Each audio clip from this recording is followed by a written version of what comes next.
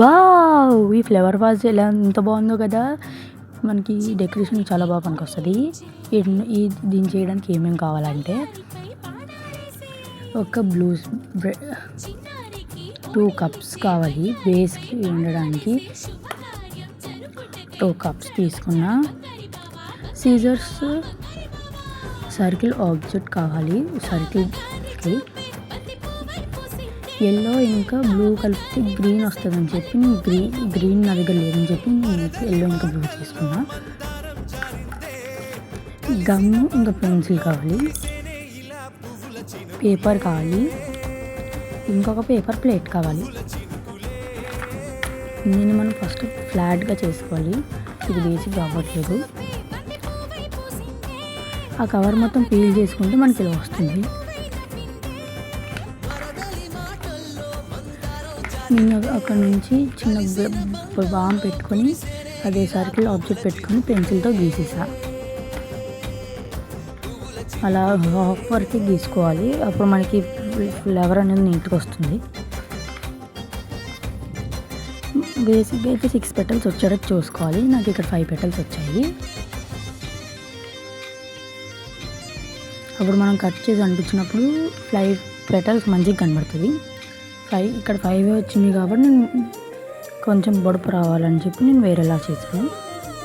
Let's see in the video. ఇలా లాస్ట్కి అయిపోయింది నేను చేసేసాను. ఇప్పుడు దీన్ని మనం ఇలా ఇలా ఫ్లవర్ షేప్లో వచ్చింది. ఇప్పుడు నేను దీన్ని మనం సిజర్స్తో కట్ చేద్దాం. ఇలా కట్ అయింది. నేను దీనికి ఇక్కడ మధ్యలో కట్ చేసుకున్నాను. కరెక్ట్గా కొంచెమే కాదు, మధ్యలో సెంటర్లో కట్ చేసుకోవాలి. అప్పుడే మడత పెట్టి మనకి సరిగ్గా రాదు కాబట్టి నేను ఇక్కడ ఎల్లో బ్రష్ పెయింట్ వేస్తున్నా. ఇలా పెడితే సరిగ్గా లేదని చెప్పి 4 పెటల్స్ వస్తున్నాయని చెప్పి ఇలా పెడుతున్నాను నేను. సో ఇది ఇంకా గమ్ పెట్టి అంటిస్తున్నా.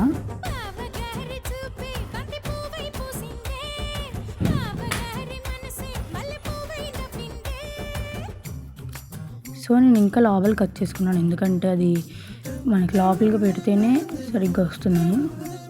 సో నేను ఇక్కడ మధ్యలోకి మడత పెట్టాను. సో నేను నైస్గా వచ్చిందని చెప్పి, బాగుందని చెప్పి, దాని తర్వాత నేను ఇలాంటివి చేసిన తర్వాత నేను బ్రౌన్ కలర్ పేపర్ని చేసుకుంటున్నాను.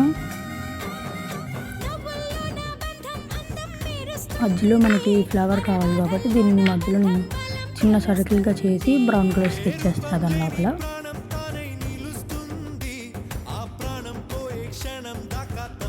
కట్ చేసి అంటించేసాను. మనం కట్ చేసి అంటించాలి. దాంతో గీస్తే సరిగ్గా రాదు. నేను ఇప్పుడు ఫ్లవర్ మనకి బెండ్ ఉంటుంది కాబట్టి నేను బెండ్ చేస్తున్నా. ఇలా బెండ్ చేసుకుంటే మనకి ఇలా ఫ్లవర్స్ నిజంగా ఫ్లవర్స్ ఉన్నట్టు అనిపిస్తుంది. సో ఇప్పుడు నేను ఏం చేస్తున్నా, ఈ పేపర్ ఉన్నది కదా, నేను అడిషనల్ది తీసుకున్నాను. 4 లైన్స్ ఆన్సర్ షీట్ ఉంటుంది కదా, దాన్ని తీసుకున్నాను. 4 లైన్స్ 2 లైన్స్ డివైడ్ చేశాను. అప్పుడు మనకి స్కెచ్ మన బేస్ అనేది స్ట్రాంగ్గా వస్తుందని చెప్పి, పెద్దగా వస్తుందని చెప్పి ప్లాస్టిక్ కవర్ మీద నేను పెట్టి దాన్ని గ్రీన్ కలర్తో పెయింట్ చేస్తాను. గ్రీన్ కలర్ లేదని చెప్పి నేను బ్లూ ఇంకా ఎల్లో కలుపుతున్నాను.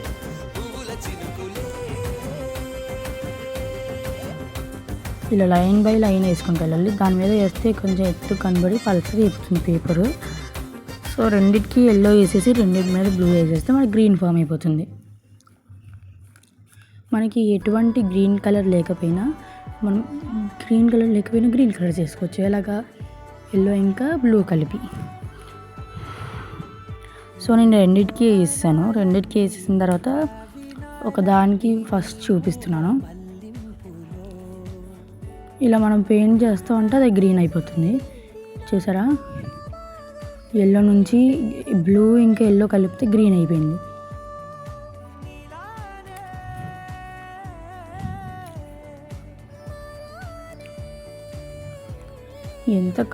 ఎంత ఈజీగా వచ్చేసిందో చూడండి. కాకపోతే మనం దీన్ని సెకండ్ లేయర్ వేసేటప్పుడు లైన్ బై లైన్ వేయాలి.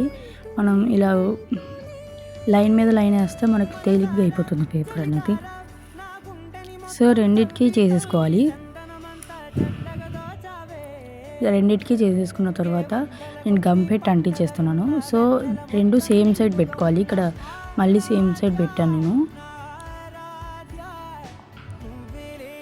మనకి నచ్చిన సైడ్ పెట్టుకోవచ్చు, రివర్స్ పెట్టుకోవచ్చు, లేదంటే సైడ్ పెట్టుకోవచ్చు. నేను ఇక్కడ రివర్స్ పెట్టి చేస్తున్నా. రెడీ అయిపోయింది. నేను రెడీ అయిపోయిన తర్వాత ఈ మనకి కప్స్ ఉన్నాయి కదా, కప్స్ మీద గమ్ పెట్టి ఆరేసి ఫస్ట్ ఓపెనింగ్ దాంట్లో గమ్ పెట్టి ఇలా అంటించేస్తున్నా. అంటించేసినప్పుడు ఇలా పడుతుంది కాబట్టి మనం వెనకాల బేస్ చేసుకోవాలి. ఈ బేస్కి నేను ఇక్కడ వైట్ కలర్ ప్లేట్ వాడుతున్నాను.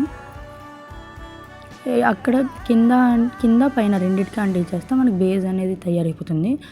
మన పేపర్ అనేది కిందకి పైకి ఊగకుండా సూపర్ స్పీడ్ అయిపోతుంది. ఇలా చాలా సింపుల్ ఇలా ఫ్లవర్ వాష్ చేసుకోవడం. ఈ ఫ్లవర్ వాష్ చేసుకున్న తర్వాత మనకి పిక్చర్స్ ఏమైనా ఉంటే దాని పక్కన పెట్టుకుంటే ఇంకా నైస్ కనబడుతుంది. సో ఇంత సింపుల్. జస్ట్ ఒక కార్డ్బోర్డ్, పేపర్, కప్స్ కావాలి, సిజర్ కావాలి, గమ్ కావాలి. చూడండి 2 ఎంత క్యూట్గా ఉన్నాయో. ఇలా 2 చేసుకొని మనం టేబుల్స్ దగ్గర పెట్టుకోవచ్చు.